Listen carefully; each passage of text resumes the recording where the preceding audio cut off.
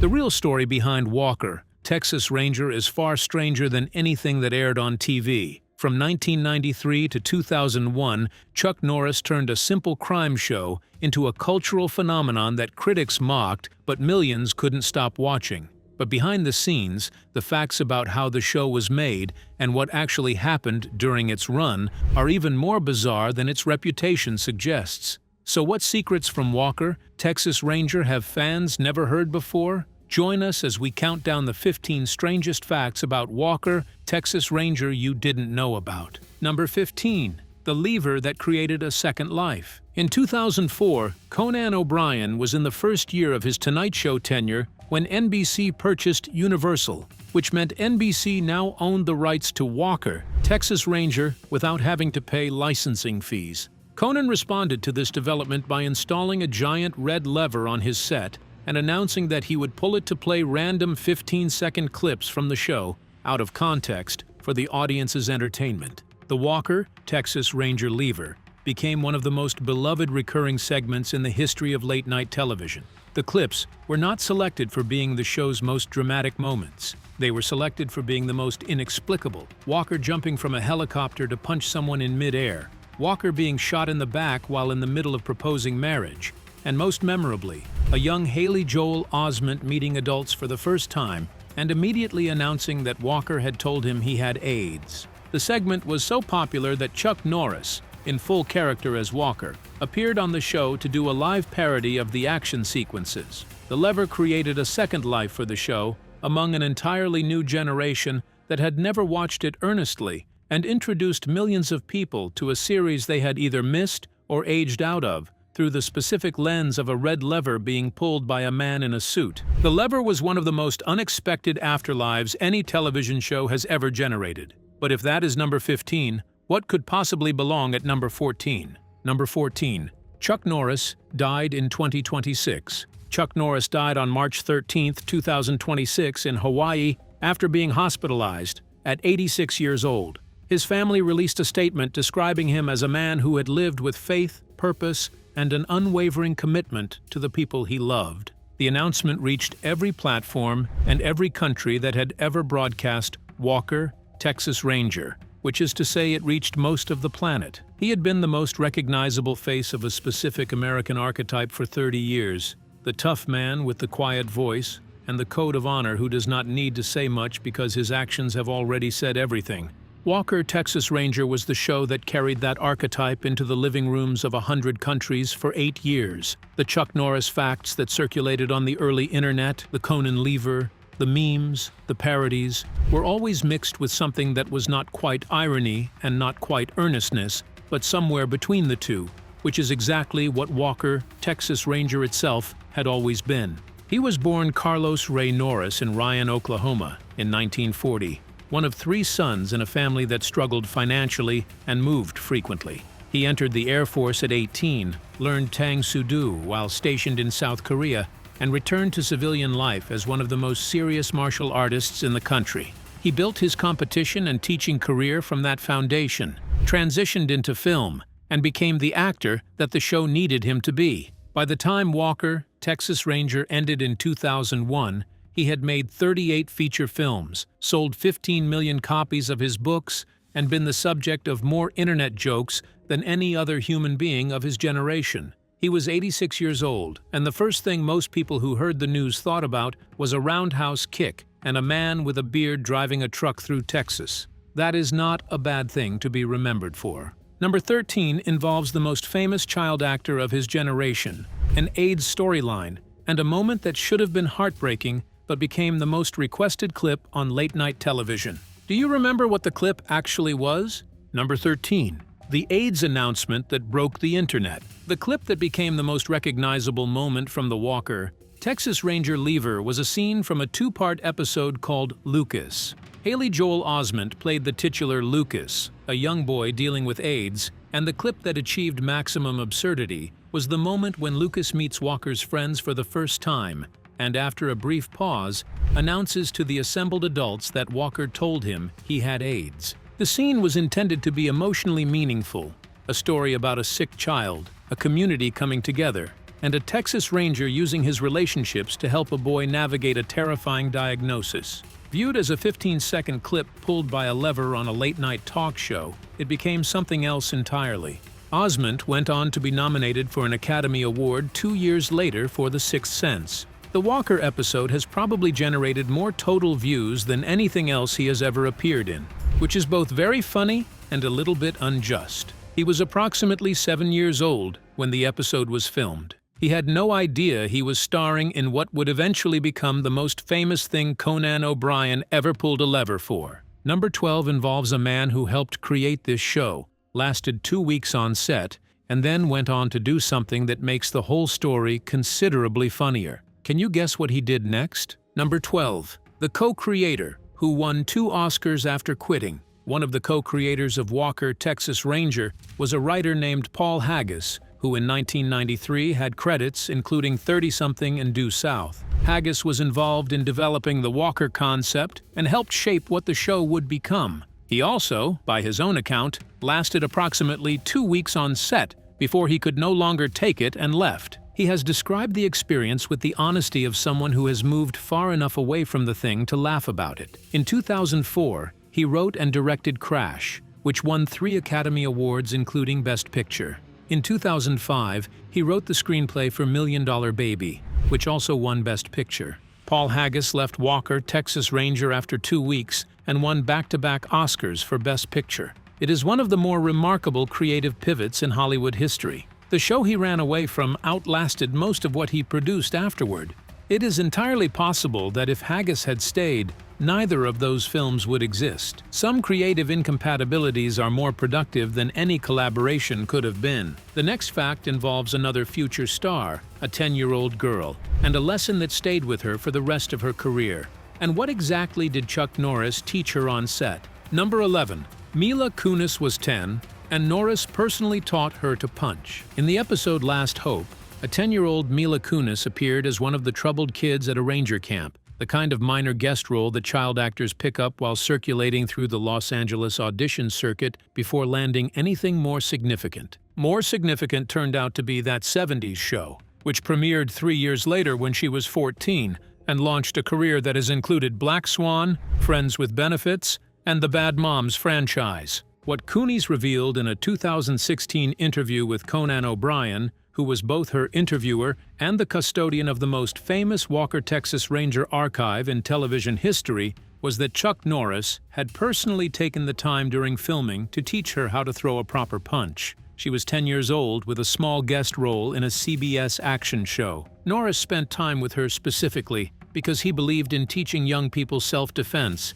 and because that was apparently how he operated on his own set, regardless of the scale of the guest appearance. The lesson stayed with her. The connection between this interview and the lever that Conan had been pulling for 12 years at that point is itself one of the stranger threads in television history. Next on, we're revealing something that involves the show's very first week, a collapsed production company, and a CBS decision that should never have produced 9 seasons of television. How does a dead show become a network institution? Number 10. The show was already dead when it premiered. 10 days before Walker, Texas Ranger was scheduled to premiere on CBS in April 1993. The production company that had made the pilot went bankrupt. Canon Television, which had been struggling financially for years and was known in the industry as a company whose accounting practices had generated considerable anxiety among its creditors, simply collapsed. It was a subsidiary of Canon Films, the company run by Menahem Golan and Yoram Globus, that had produced some of the most gloriously excessive action films of the 1980s, including several Chuck Norris pictures, before the finances caught up with the ambition. The show had a pilot, a cast, and a time slot, and suddenly had no production funding and no production company to continue making it. CBS, already committed to airing the pilot, broadcast it anyway without any plan to continue the series. The audience that watched it that night had no idea they were watching a show that was technically orphaned. The ratings were strong enough that CBS bought the rights and funded it themselves. The show that almost disappeared before its first episode became one of the longest-running action series in CBS history.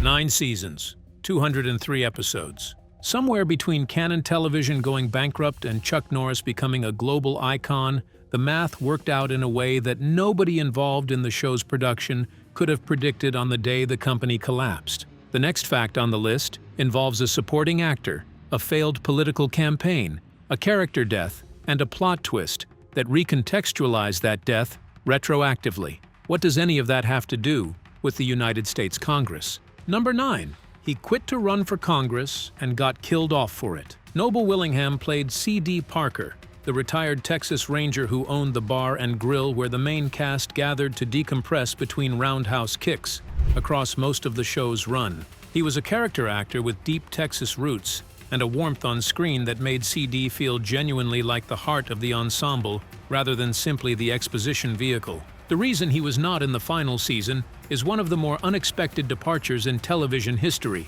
Willingham decided he wanted to run for Congress. Specifically, he ran for the Northeast Texas congressional seat as a Republican in 1996, seeking the nomination in a race he ultimately lost to incumbent Democrat Max Sandlin. He had campaigned on a platform that included reducing federal spending and strengthening border security, the kind of positions that a Texas character actor known for playing a retired lawman might credibly advance. He returned to acting after the campaign did not succeed, but the Walker production had already written his character out of the show. Moving on, number 8 is the one that sounds too specific to be true until you go back through the episodes and find it staring at you. Nobody has ever officially explained it. So what do you think was actually going on? Number 8. Good guys drove Chevrolets.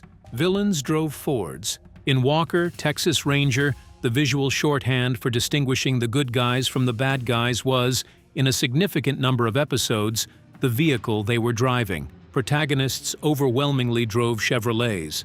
Villains drove Fords. This is not a joke. Fans who went back through the series specifically looking for this pattern found it recurring with a frequency that strongly suggests either a deliberate production choice or a set of individuals at some level of the show's creative process who had very strong feelings about American automotive branding. Nobody on the production team has ever confirmed or denied it publicly. The pattern is simply there, visible to anyone who watches carefully enough to notice what the bad guys are driving when they pull up to do something terrible.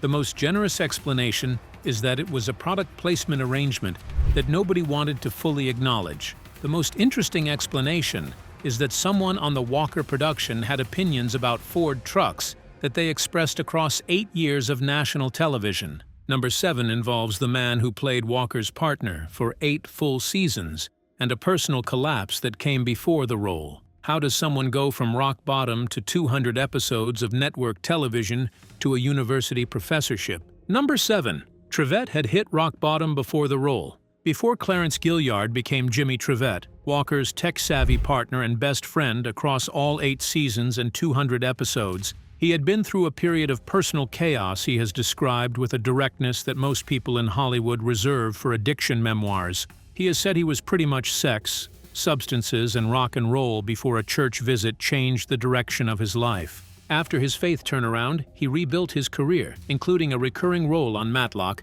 and a memorable turn as the villain in Die Hard, and eventually landed the Trivette role. He played it through the show's entire run, missing only 2 episodes. He became for many viewers the most genuinely likable figure in the cast, which is a specific kind of television achievement when you are playing the sidekick to Chuck Norris. He brought a warmth and humor to Trivette that made the partnership feel like something more than a police procedural dynamic, and the chemistry between him and Norris was widely credited as one of the primary reasons the show worked across multiple seasons when the episodic plots were not always compelling enough to carry the weight alone.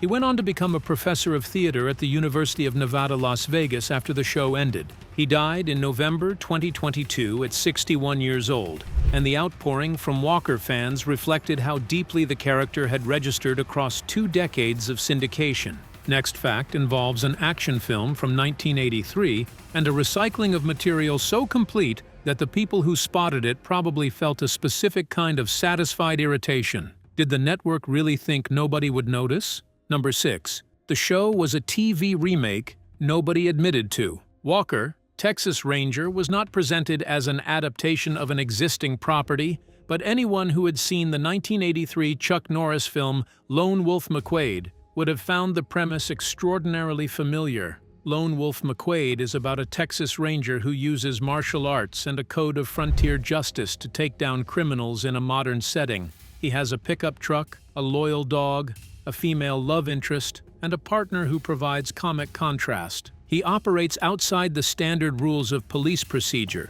because he believes the rules were designed for smaller men. The Walker character hit every single one of those same notes. Same setting, same protagonist archetype, same narrative structure, same actor, same basic philosophy about personal codes versus institutional law. The only meaningful difference between J.J. McQuade and Cordell Walker is the name, the badge, and the fact that one was a 2-hour movie and the other was 8 years of Saturday night television.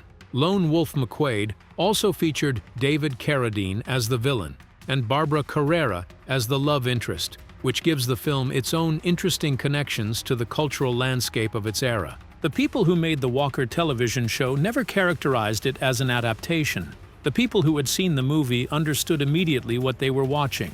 The people who had not simply accepted it as original and watched it happily for most of a decade. Both groups are correct in their own way, and neither was wrong to enjoy what they got. Number 5 sounds simple, but it is one of those facts that makes you stop and ask, how did that ever get approved in the first place? Number 5. Chuck Norris sang his own theme song. Starting in the second season, the opening theme of Walker, Texas Ranger, was performed by its star. The song was called Eyes of a Ranger. Chuck Norris recorded it and delivered it with the committed sincerity that either works completely or fails completely depending on your tolerance for no-irony masculinity. Most actors who attempt musical crossovers during active television careers are piloting a side project. Norris was not. He never released an album. He never toured. He recorded the song because the show needed a theme that matched its atmosphere, and because he was the star and the producer, and apparently the person who made the creative calls, regardless of how unusual they were. Critics found it bewildering. Viewers accepted it as simply part of the atmosphere. Both responses are correct, and both of them describe a show that had no interest in worrying about either of them. Which brings us to number 4. If Chuck Norris sang the theme song himself, what else do you think he was controlling about the production? Number 4. The Norris family ran the entire show. Chuck Norris was not simply the star of Walker, Texas Ranger. He was one of its producers, which gave him a level of creative control that most actors in network television series do not possess. He brought his brother Aaron Norris in to direct numerous episodes and produce the show. Aaron had previously directed Chuck in the 1992 film Sidekicks and was a reliable collaborator who understood what his brother wanted the show to be. He brought his son Eric Norris in as stunt coordinator, which meant that the fight sequences that made the show watchable were being designed and executed by a member of the immediate family. He cast his son Mike Norris in 8 episodes of the series in recurring and guest roles. He cast his real-life grandson as Baby Max in a Season 9 episode called Child of Hope, with Mike Norris directing that episode, making it a 3-generation family production in a single hour of network television. The Norris Brothers Entertainment production company that ran the show from Season 7 onward carried a logo representing Chuck, Aaron, and their late brother Wieland, who had been killed in action in Vietnam in 1970 at the age of 28. The logo was a tribute to a third brother who never got to see what the family built. It was a family business in almost every literal sense. Moving on, how much origin story can one Texas Ranger possibly carry? Number 3. Walker's backstory could fill 3 movies. The production company behind the show was called Top Kick Productions, a military term for a first sergeant. The character's surname, Walker, may have been a deliberate reference to the 1986 Chuck Norris film Firewalker. Walker's full backstory includes being raised on a reservation by his uncle Ray Firewalker, a Native American, after his parents were murdered by white supremacists when he was a child. He served in Vietnam, was stationed in Japan, learned martial arts from a local family patriarch, returned to America, became a kickboxing champion, and then joined the Texas Rangers. This is not a backstory for a television character. This is a biography for someone who has survived 3 separate action movie franchises. The writers packed enough origin story into Walker's character history to sustain a decade of films, and then placed him in a CBS drama where the main plot was usually about drug dealers trying to take over a neighborhood in Fort Worth. Walker also played a 19th-century ancestor of his own character in various flashback episodes, meaning Chuck Norris technically played two different versions of the same man across the show's run. To most fans, the show was considered successful, but just how far did it actually go? Number 2. It never actually stopped airing. Walker, Texas Ranger ended its original CBS run in 2001 after 9 seasons and 203 episodes. It has not been off television since. The show has been broadcast in over 100 countries and has been running in syndication on American channels including USA Network since the 90s. At various points it has aired 5 nights a week, which means that somewhere in the world, at almost any given moment, Chuck Norris is kicking someone through a window on a television set. A CBS action drama filmed in the Dallas-Fort Worth area about martial arts law enforcement, built on a formula that critics dismissed as slow and implausible and that never won a single major award, became one of the most consistently watched shows in markets from Europe to Latin America to Southeast Asia.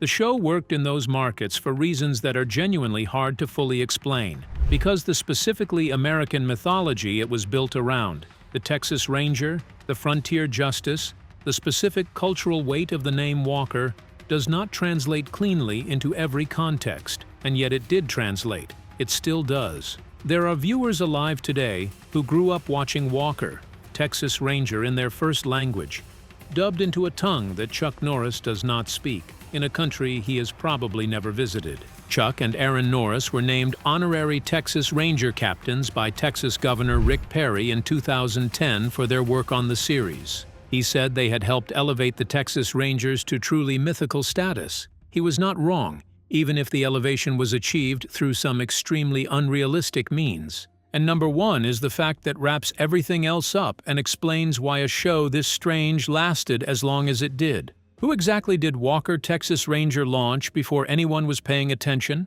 Number 1. The guest list launched half of Hollywood. Walker, Texas Ranger functioned for nearly a decade as an unofficial Hollywood training ground. Tobey Maguire appeared in an early episode years before Spider-Man. Giovanni Ribisi passed through before his string of acclaimed film performances. Mila Kunis appeared at 10, before becoming one of the most bankable stars of her generation. The show also gave early work to a generation of character actors who would go on to populate prestige drama and film for the next 30 years. The Lethal Weapon connection is its own particular category. 16 actors who appeared in the Lethal Weapon film franchise made guest appearances on Walker, Texas Ranger across the show's run. This is statistically extraordinary and suggests either a very small world of working Los Angeles character actors in the 90s or a casting director with very specific loyalties. The most on-the-nose of the Lethal Weapon crossovers was Gary Busey,